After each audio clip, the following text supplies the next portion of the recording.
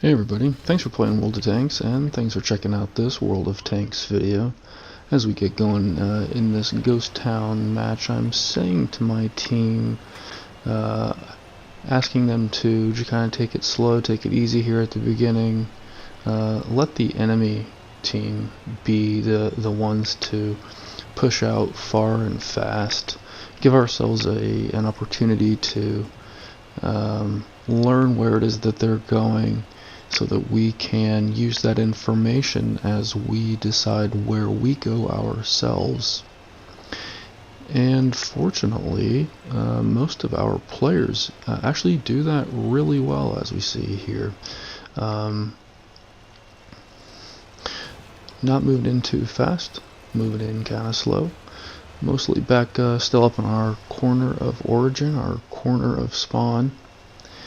Especially those heavies staying in nice and tight. This is about as ideal of a deployment dispersion as I think I've ever seen, especially on this map.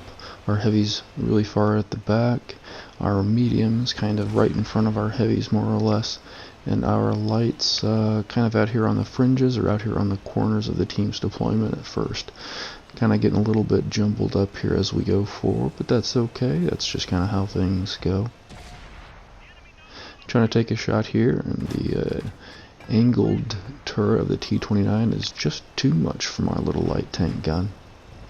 And you can see again the light tanks are kind of coming out to the corners a little bit, kind of out in front, and just not necessarily trying to determine where every single enemy vehicle is at, but just keeping an eye on those enemy vehicles that have pushed out the farthest or the fastest among their team.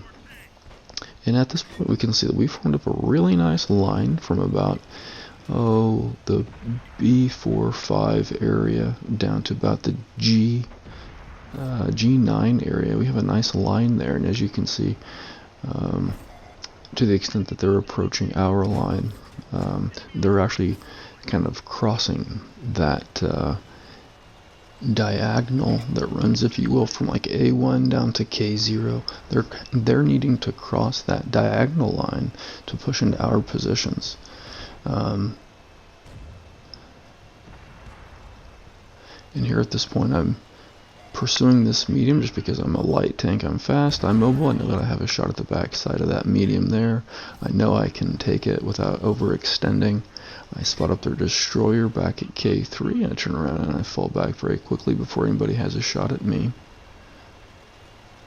And I see this light tank, I can kind of anticipate he's actually kind of trying to loop around and come at me there, as I was showing up on their mini-map as basically exposed and isolated. I turn around and prepare for that, shut his engine down for him, and allow my teammates to finish him off.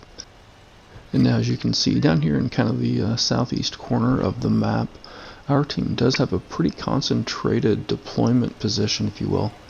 And so I'm kind of sticking with my buddies here, and I was going to push forward, see about getting a shot on that heavy. Of course, my allies took out that heavy before I was able to get there. And so I'm hoping that my teammates don't necessarily just keep pushing forward down like that southern flank or something.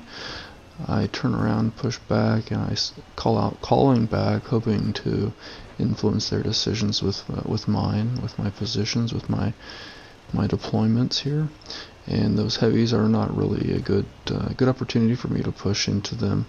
So I loop back around, try to come back down toward this medium, and again, a nice isolated target in the midst of our team's concentrated deployment down here in the corner.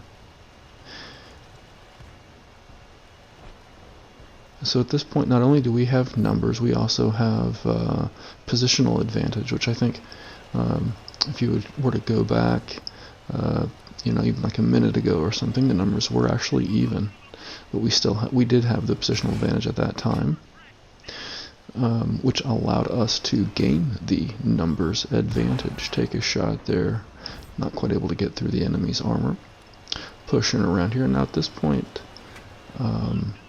this is the chance with those two enemy vehicles. This is a chance for us to take over control of the map, basically surround these two enemy heavies, and take whatever shots on them that we wish. take the shots on them that are most convenient for us, take the shots on them that are the safest for us, because we have like 3 times the number of vehicles that they do. Obviously that T-29 is a target that's tough for me to get to, so I was focusing on becoming undetected before I re-engaged, and now I'm in a position for an eyesight shot there, slow down the ammo rack on that T-29. Alright, so the keys to this match were that our team took it slow at the beginning.